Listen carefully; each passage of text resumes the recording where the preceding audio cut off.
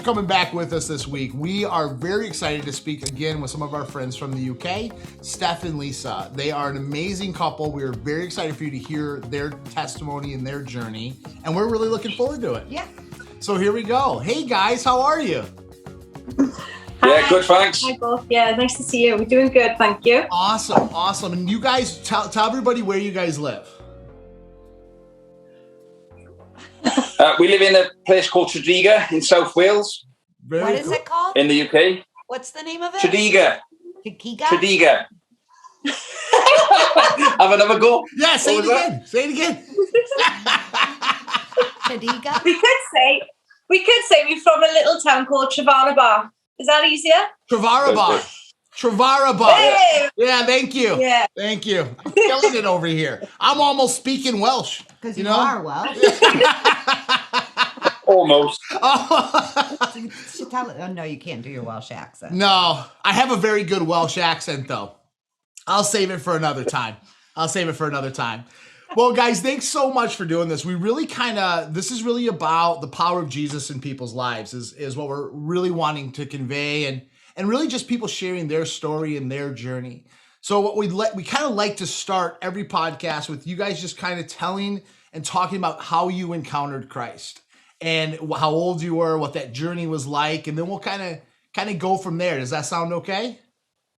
Yeah. Awesome. Yeah. Well, guys, go ahead and just tell us a little bit about that. Ladies first. Yeah, I'll start. I didn't have any knowledge about Christian Jesus, anything. The only thing that I ever really knew about Jesus was the nativity play. And that's all he was to me. So my mother started going to church, first of all. She'd suffered with depression. And Steve and Trina, do you guys know Steve and Trina from Ebbsville? Yeah, well, they had been posting flyers. They lived in Ebbsville, but they were part of Nation Changers. So my mother responded to the flyer, gave them a call, and they took her to church.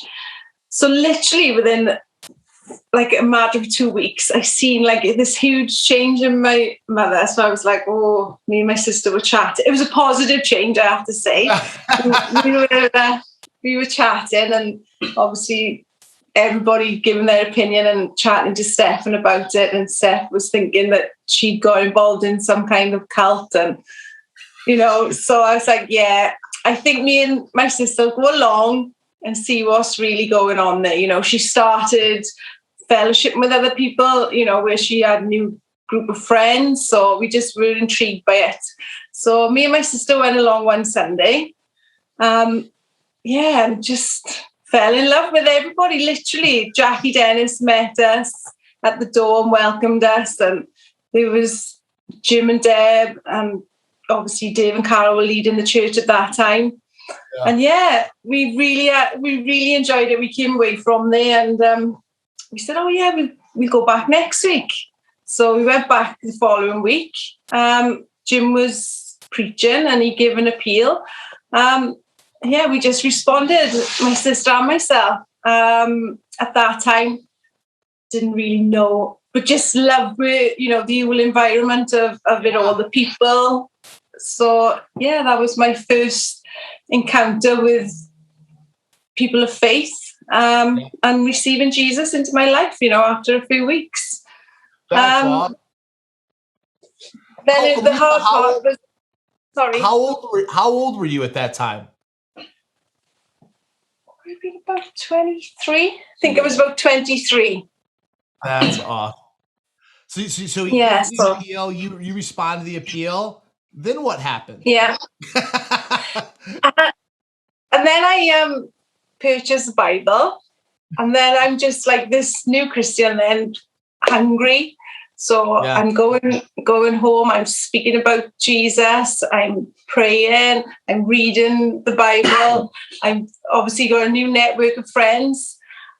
But I think I just did Stefan's head in, because obviously going from nothing to just so engulfed in this new relationship, it was pretty intimidating for Stefan. So it wasn't easy at home then, trying to live a different life, because at that time me and Stefan were living together. We weren't married. So that's the way we did things. And to try and say to him, I found a new way of living now, we need to change things. It was hard. I bet. Yeah. Steph, how what did you think when she came home and said everything about you is wrong? I literally thought she's crackers. I thought, where is she going? Like, what is all this about? Like, so me thinking I got it all together, clearly didn't. But I said, Lisa, you're gonna have to stop going here. Like, do you know what I mean? It's not, I said, and the first thing was, what's all this tithe all about? Do you know what I mean? I'm not going to work hard and giving any money to any church. I said, that's just not happening. So Lisa thankfully didn't listen to me and kept on going. And then it was a while when I made a tough field. If she was going into church events, I would make it a bit difficult for it not to go, try to make it not to go. But fair play, she pushed through, kept on going. But in the meantime, you'd start to make relationships made with couples. I was Karl, Marnie, Mike Marnie, which we had great fun with them. And so me and Lisa had a big blazing row one night. And she said that. She goes, that's it. I'm not going back to church. I'm not living this double life. I'm not living like that. And then arguing with you.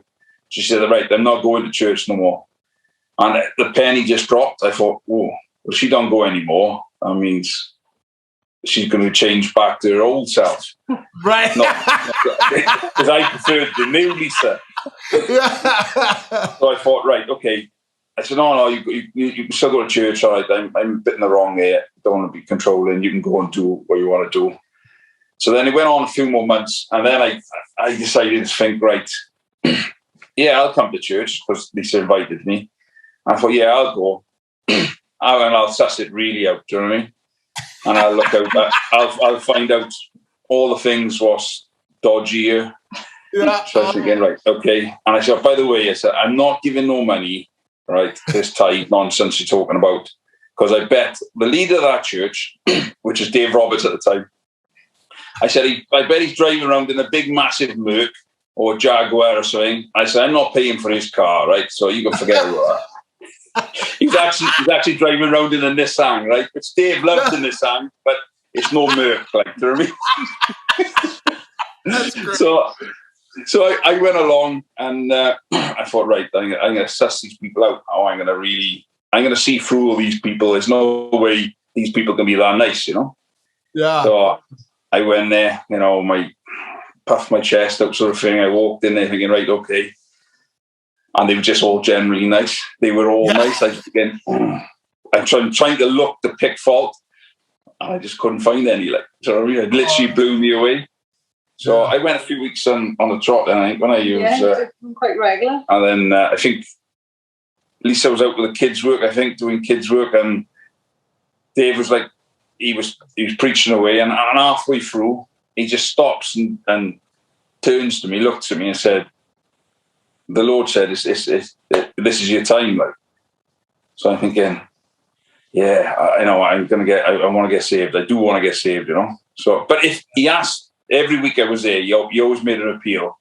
But for some reason, I was never going to put my hand up, Yeah. But I think it was just, I really believe that God was just putting his finger on me and saying, now is the time. Like, I'm not letting you walk out of you until you get saved. Like, so, yeah, it was great. It was Dave literally just stopped preaching, turned to me, cut what he was doing and said, "Oh, God said this is the right time." And I was thinking, yeah, he just told me the same sort of thing, Oh, that's amazing. So yeah, so I still couldn't find no fault, and well, within 6 months of being saved, you could see everything. So at this point, Steph, how old are you at this point? I'm obviously Lisa's toy boy, so I was a few years younger than Lisa, so I must have been 20. Yeah, I was around 20, 21 maybe. Okay, so you get saved, and did you guys have kids at that point? Yes, we had Jodie and Danielle. And then, we just change our lives around from that. Lisa come home once and she said, right, that's it. She said, I'm not... First of all, she's putting a stop doing the bedroom department, which I wasn't happy. she's poking me there now. She said, no, this is not right. You know, we want to live righteously and we got to get married. I said, oh, all right. Okay.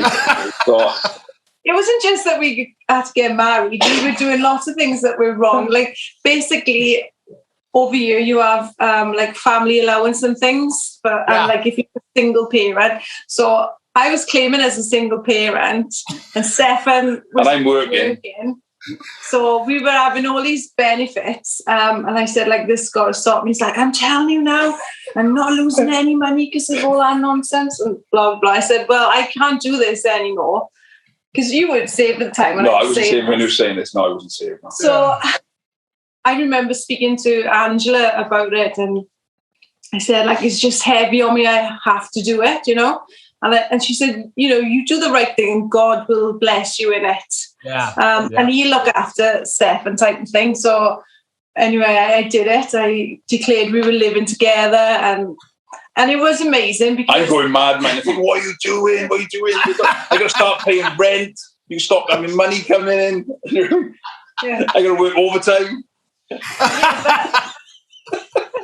It didn't work out that way, did it? It was really a blessing. We actually, as soon as Lisa said, no, enough's enough, and just declared everything, we was on more money instantly the next week. I still don't know this day that worked out, but we was literally on more money.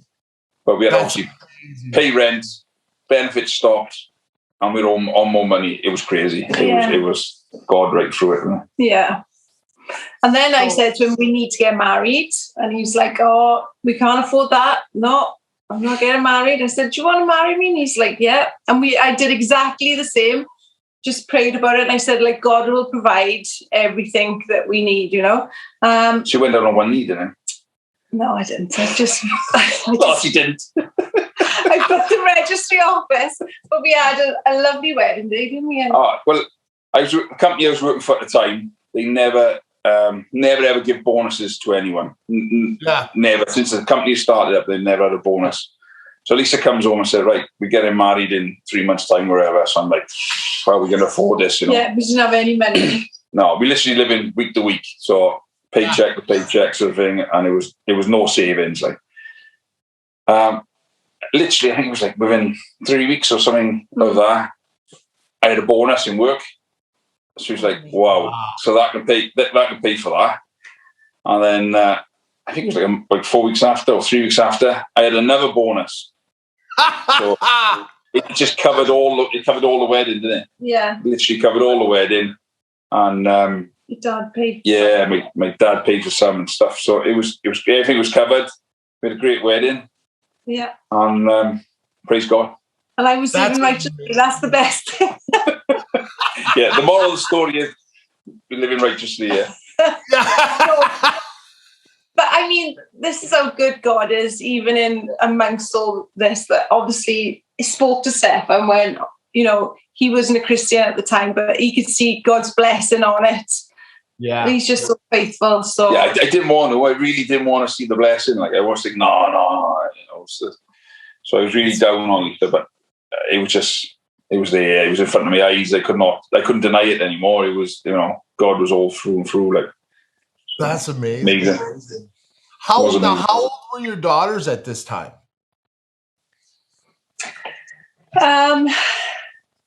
Danielle would have been no, not quite that, would she? 2.5, 3, maybe 2. Yeah, somewhere around the 2 or 3 mark, and then Jodie was 6, 7. Yeah. 6, 7. About 6, 7. Yeah. Jodie's actually... No, she wouldn't have been that old. How old would Jodie be? I had Jodie when I was 19. Obviously, Jodie's not 7, so he wasn't 15. I didn't start that young. Yeah, so I was in a relationship with Jodie's dad from the age of 16. And then we met when Jodie was Just two and a half. Yeah, so we've been together since Jodie was 2. That's amazing. Danielle would have been, Jodie would have been 5. Danielle would have been 2 then. 2, yeah, it would have been in there. That's amazing. It's interesting. Jodie was the first one in your family I ever met because she came here to do a discipleship program in Michigan. And that's right, yeah. So funny, like that we'd have this break during the day, and all the other kids would like go out to eat together and go hang out, and Jodie would call her mom. And she'd be in like this little part where the couches were, and she'd be talking to her mom, and and it was so funny to listen to because it was like 2 high school girls talking, but it was Jodie's mom, right? It was so cool, but that was such a big deal to her, and I remember thinking that it just seemed like such a beautiful relationship that you guys have, and she is. I gotta be honest, she was such a joy to be around. I only got to be around her really for a year or so, but she was just an amazing young lady and full of life and spunky and fun. And I always really admired just your guys' relationship and how she was. And it was funny when I came to Wales, Kian, the first Sunday I was there, you were not at church. You'd had a van come missing or something like that. And then the following week you guys were there and Kian was like, there's Jodie's parents. And I thought, man, it makes perfect sense.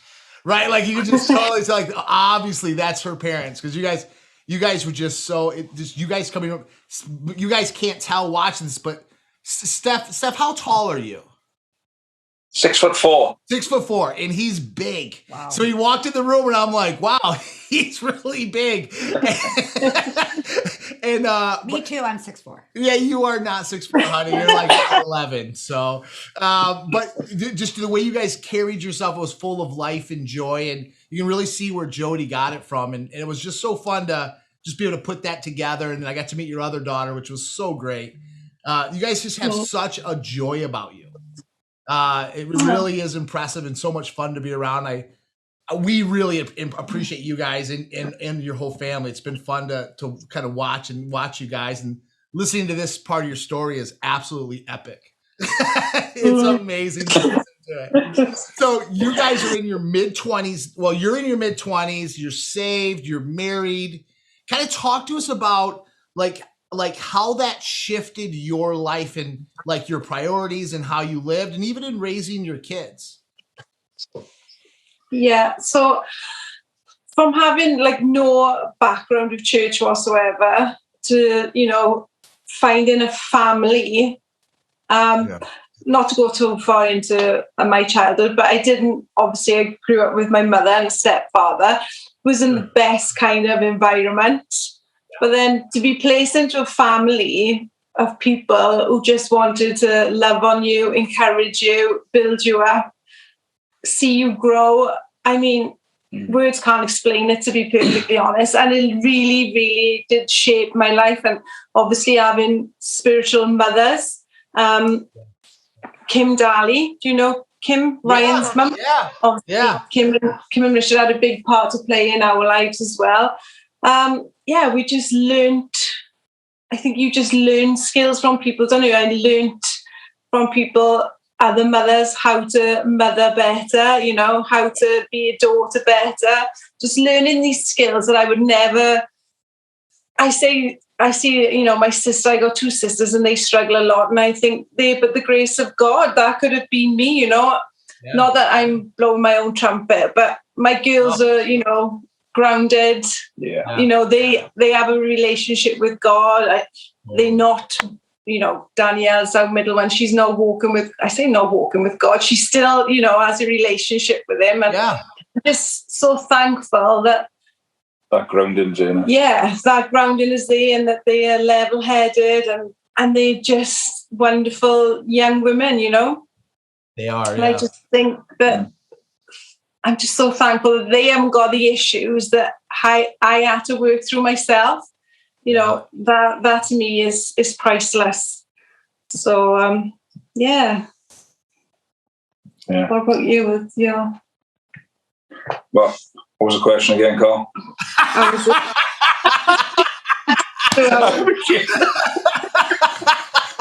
in awe of my wife at the moment. Oh, that was great because I don't remember the question either. asking, I was ashamed as I was through our marriage, maybe you could say something. I think, like, growing up when I was younger, I was probably going down the wrong road, to say at least, you know.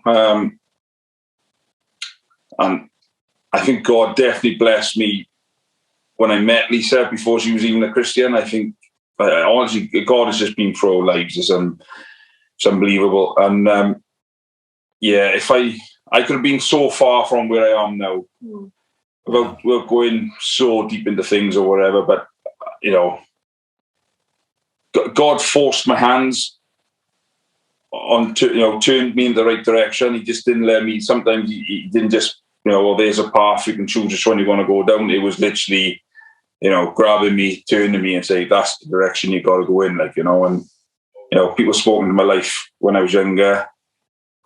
Sometimes you don't really grasp it there and then. You just go down that road, you think, oh, okay, yeah, that is probably the best option, and you go down it. But when you look back, you know, people like, you know, like Dave and Karl, as you know, they've been immense, you know, and they've been great friends, you know, father figure, you know, and they're just great. Like, we've been blessed. We've been really blessed, you know.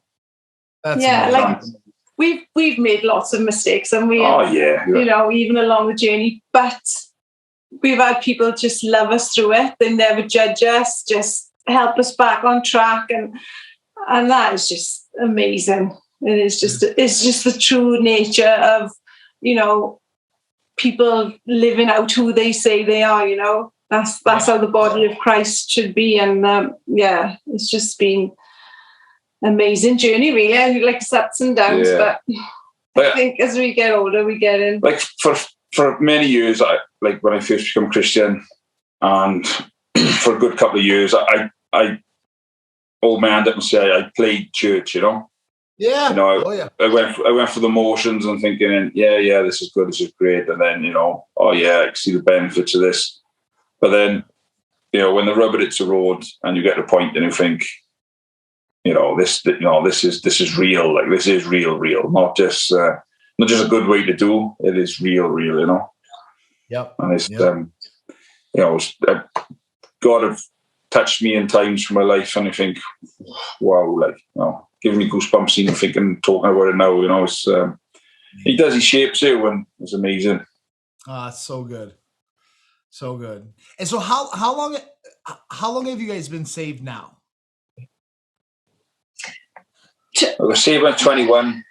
I'm 30 now, so 9 years, Karl.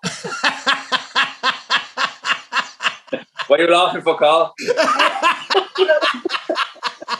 No, I look 30 no more. Well, you know. No, it's literally 24 years for me. 22 years for me. Yeah. Wow, that's amazing. Was that too bright, guys? Nope, not at all. That was perfect. That's perfect. All right. Yeah. Oh, you know what, Stefan? You don't look 30 at all. No. Please talk a light back up. So you have about as much time saved, Stefan, as you had been not saved. Yeah. And I mean, can you speak to, like, you know, I try to explain this sometimes. Before I got saved at like 30, I think I was right around 30, and I really thought I was happy as a non-saved person. My life was a train wreck, but I thought it was good. And I remember getting saved and realizing how miserable I had been the day before and not even known it. You know, and I try to explain that difference sometimes. Can you just talk about the now you've spent as much time saved of your life as you spent unsaved, and can you just talk about the difference of, like, how that guides your decisions and how it helps you operate as a husband and just in life in general? I think that the best way to describe it is, it's like when you're walking through like a bog. Do you know a bog, like a marshland? Yeah. You know, and you're struggling to get through stuff. Yeah, I think that's if you're not saved, and that's what it felt like, you know. But at the time, I thought I was skiing across the top. Like, do you know what I mean? Yeah. Yeah. But literally looking back now on, time and wisdom and the second look back, because it's easy to miss it first time round. But looking back now, it's just clear that it's the right decision, and I've just been blessed. We've been blessed so much. It's just like, sure. It's hard to explain. Like, it's just. No, that's a good one. I get what you're saying when you look back and you think you got it all together. Yeah. I literally thought I had it all together, and I thought, I can't do any wrong. It is, it is what it is. Although I know I'm doing wrong. Right. So, but looking back now, it just amazes me I'm poles apart where I know the route I probably would have been and gone down to where I am now. Yeah. I'm blessed with an amazing wife. I'm blessed with the house we've got, the family, the friends. The reality is, if I didn't get saved, I probably wouldn't be married to Lisa now. Right. So that's one biggie now straight away, and like Lisa said, with the benefits to the children, the grounding our girls have had, and your kids don't get that, they just don't get it, and people's not, and outside the church circle sort of thing, they think, oh, what is he talking about? My kids are all fine, but you get it's like one big arm around you, and we got to say in you, a cutch, what a cutch is, Karl? Yeah. Oh yeah. Like a hug, a Welsh cutch, and I think the church have cutched us so much and blessed on us. It's unbelievable. It's just they have, and I've still made stupid, decisions and gone headstrong and think, oh yeah, I want to do this. Yeah. He made a row last week off Lisa for doing something, you know what I mean? But we won't go there. Oh, no, leave it be. I remember the last, I really got to think back to the last time Mandy got upset with me yesterday. And as wise as we think we are, we still find a way to get ourselves in trouble occasionally. Yeah. That's true. That is true. But What was so you guys got saved? Because I remember when I met Karl, he wasn't saved. So we were walking our journey out as like unsaved people. And then all of a sudden, like everything in our life changed in a matter of like 2 weeks, right? And we went from one extreme to honestly the opposite extreme, right? And what would you guys say was like the biggest challenge for you guys when you started trying to operate together in your walk with God? Together? What do I reckon? For me, personally, is I think I had this concept of, and obviously the Bible says it, that the man is the head of the household. And I expected Steph, in a spiritual way, to be there, to be the head of the household. Well, I want to push you under the bus now. I'm going under the bus, Karl.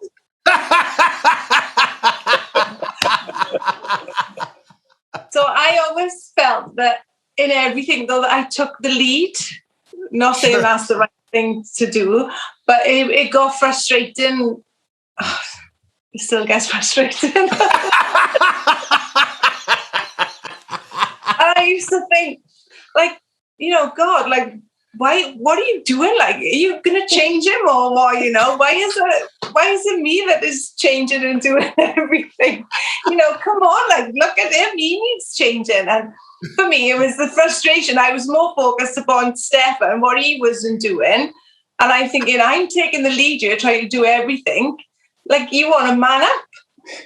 Right. So I think it kind of, although we should have been doing it together, I was thinking, I'm obviously doing what I need to do, but keeping an eye on Stefan, like, God, are you doing what you need to do with him? And then getting a bit consumed with that. So, yeah, it's taken. Took 20 odd years, yeah. I get it. I in for the long haul. But yeah, and I think sometimes like you were just comfortable with that, and it's not that it's. Yeah. Lisa's definitely the doer. You know, she will definitely. You are, aren't you? You are. Yeah. It frustrates Lisa because when I'm in work, it's like I'm the boss, I'm the doer, I'm the when you do this, you do that, I can do it. Yeah. And I come home and I'm like, it's like I pass the baton to Lisa. Yeah. Yeah. No, I like we've had teaching in the past, and the man is the head of the household, and I totally get that. Yep. And it was like I can remember somebody saying to me once, like, you need to take ownership now of finances in your house and stuff like this. And I'm thinking, I didn't sit right at the time. I'm thinking, no, actually, Lisa's a better with money than me. Do you know what I mean? Yeah. So that's why she's taking ownership of the money, because I would just spend it on anything, like, you know. So I think you get to know people, you get to know each other, and strengths and weaknesses. And Lisa got a lot of strengths. I got a few weaknesses, only a few, but I have got a few. Like, it was just finding our way through as well, even with disciplining the children, and it's breaking new ground, and you get in different kind of instructions on how you should discipline them, and so sometimes lots of times we worked against each other probably rather than together. So that was the hard part, like working together in it all. But we're still working through that. We still have a few discussions. It's fine, You laugh. Communicating. Absolutely, communication. I remember when me and Mandy first got saved. I just said this in one of the other. When I first got saved, I remember sitting in church. I just told this story, and someone was preaching about men being the head of the house, and they have to lead their home they have to be the priest in their home spiritually, lead their home spiritually. And I remember I was sitting next to Mandy thinking, and I'm thinking to myself, but she knows I'm an idiot. So like, how is that going to work? And I remember like that being really confused. And I remember like Mandy always did our budget, and she did all of our finance. And I remember, I'll never forget this. I remember sitting down with somebody being like, and asking them, do I have to take over the finance now? Like, how does this work? And they were like, well, no, you have to decide. There has to be wisdom behind your decision. Right. And I thought, clearly then I make all the decisions. Yeah. So Mandy still does the finances to this day. Right. I was like, as the head of the house, I would like you to keep doing the finance. Yes. I've been released, thanks, Karl. Yeah. But it was really interesting for us trying to navigate that, because we had, as a married couple, unsaved, we had operated so separately. Yeah. I mean, we everything about us was separate, and then we become saved, and now it's all together, and we have to figure out how do we actually work together. And I think just to encourage anybody who's watching this, we've been married 21 years, 22 years, and we still find ways to argue about how to work together better. True. And it's something that I think for the rest of your lives you try to figure out and try to get better at. But being saved doesn't mean you don't argue. It's a work in progress. It is. It does not mean you don't argue anymore. It just means you argue from a more righteous standpoint.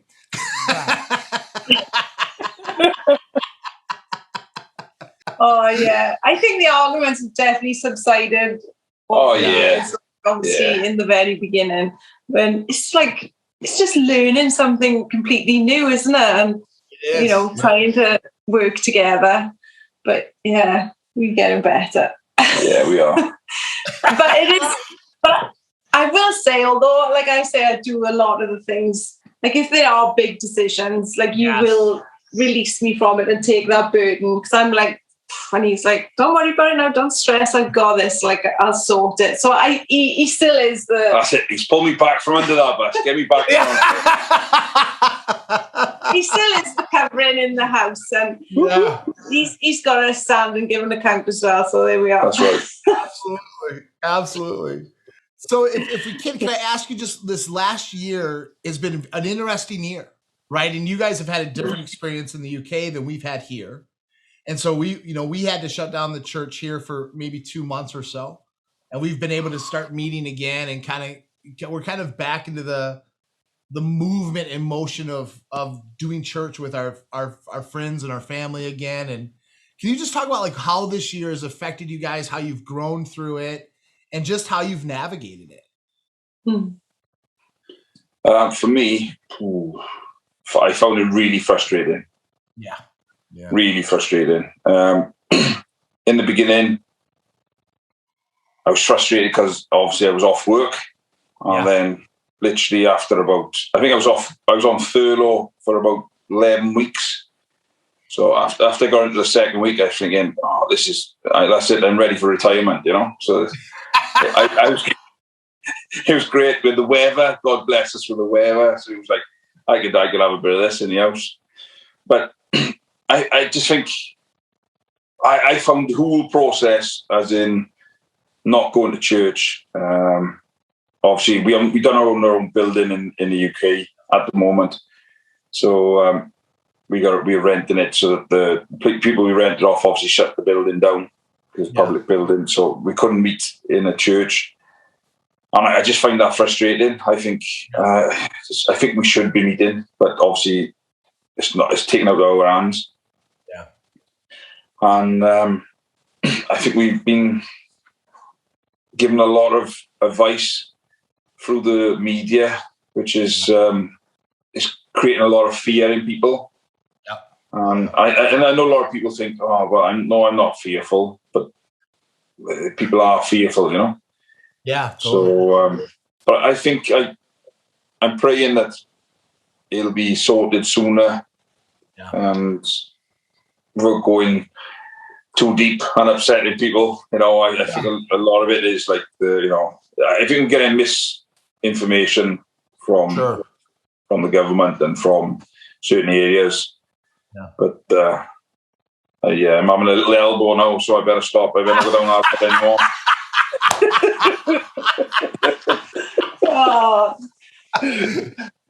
Well, my experience, I worked for the Welsh Ambulance Service.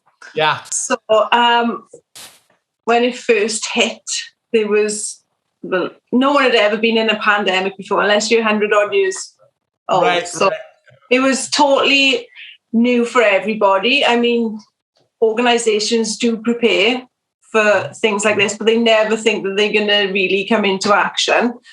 So even in the medical field, like the fear that swept through everybody, it was just cruel, you know. And obviously people just didn't know what to expect, did they? And what we were seeing coming out of China, and see dead bodies all over the pavements and things, and working with the general public as well. And unfortunately, the guy who I worked with, my colleague, caught COVID, and he was in serious way. He was in intensive care for 3 months, ventilator, but we prayed for him, and it's a total miracle. I mean, he's not back to complete health, but he's home. He's doing a lot better, you know. So I think like fear was just rife in work. So I think God was so good in it all. Before all this took place, he spoke Psalm 91 to me, and I just declared that every day. But wherever I went, like wherever I listened to, Psalm 91 was just, you know, Joyce Meyer. I like to listen to Joyce Meyer. Whoever I was listening to, they were just preaching on Psalm 91. So like God gives you what you need before you need it, you know. So in the beginning, it was a bit wary, but never had a fear, praise God, about it, because I knew that, you know, God is, you know, he knew this day before the foundations of the earth. So, you know, my life is in his hand. But yeah, so for me, it's just going to work as a normal shift, really. And then obviously when Steve caught it, I'm just praying him through this. So I believe even in that God placed me there, placed me and Steve together. You know, I do believe that God ordains things. So yeah, absolutely. I think that we were part of Steve's miracle. Yeah, you kept daily contact with his wife, and and so when the doctors would obviously give the medical news, And it was tough because I didn't really have a relationship with Steve's wife. I didn't really know her prior to this. So then we started WhatsApping every day, and she would give me the bad news, and then I would come back with the good news. Come on. And sometimes I think, like I say to Stefan, I bet she must just think, why don't she just shut up or something, you know, because it would be like, well, the doctors have said, and I say, yeah, and, you know, I understand all that, but, you know, we've got an army of people praying for Steve. We serve a God who is more than able, and, you know, just all that was going back and forth, back and forth. She's so thankful. Yeah. Which we didn't know at the time. No. You know, we didn't. Lisa was thinking, I hope I'm not upset that I just keep, you know, keeping on, like. But she was so thankful. Yeah. And then obviously we started watching church online. That was brilliant. We'd sit here 3 o'clock Sunday afternoon. So, I mean, in it all, God still rules and reigns, doesn't he? You know, and his word still was getting out there and touching probably more people than what the devil created for harm. God turned around to use for his glory. It's frustrating with all the restrictions and everything, but, you know, we're just thankful that we were part of a church and that we could still do this online. It's not the same as meeting face to face, but just something that we have to put up with for the time being, but hopefully not much longer now. We are desperate, in all fairness, to get together and just fellowship and worship together, because when you're in a corporate body like that, it's just a different anointing, isn't it? So we're looking forward to the day when we can be back with our family face to face. Amen. Amazing. That is amazing.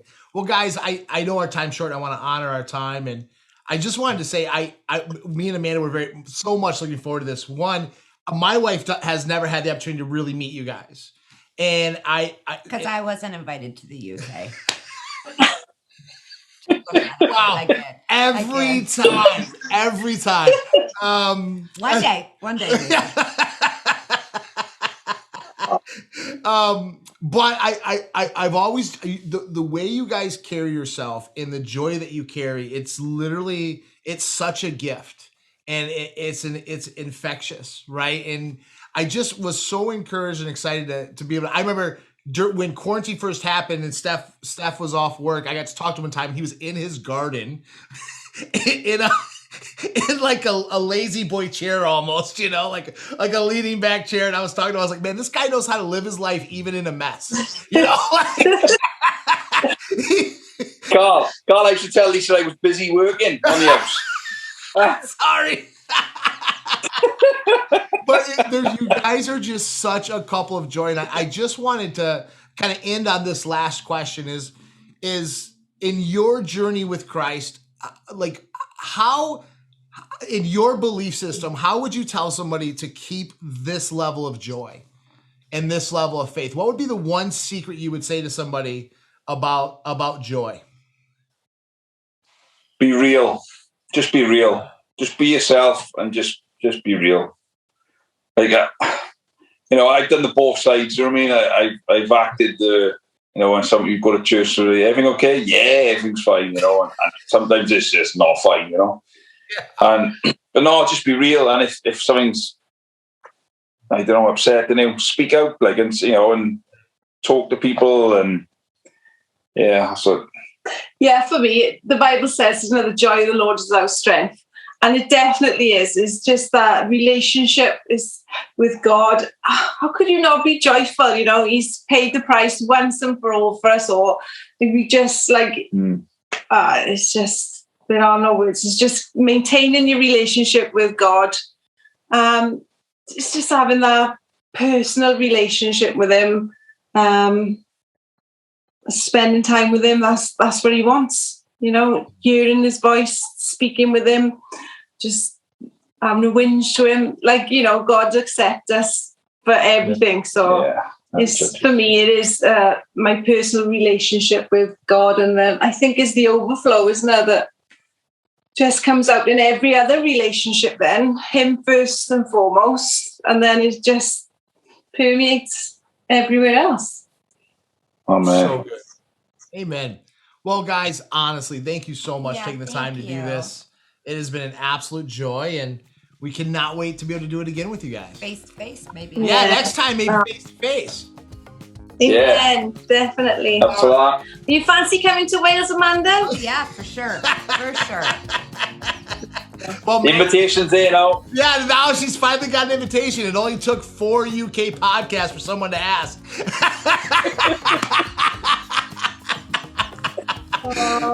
Guys, thank you so much. Yeah, we so thank appreciate you. I just really appreciate this time. Thanks, guys. Oh, thank you, guys. Thanks very much.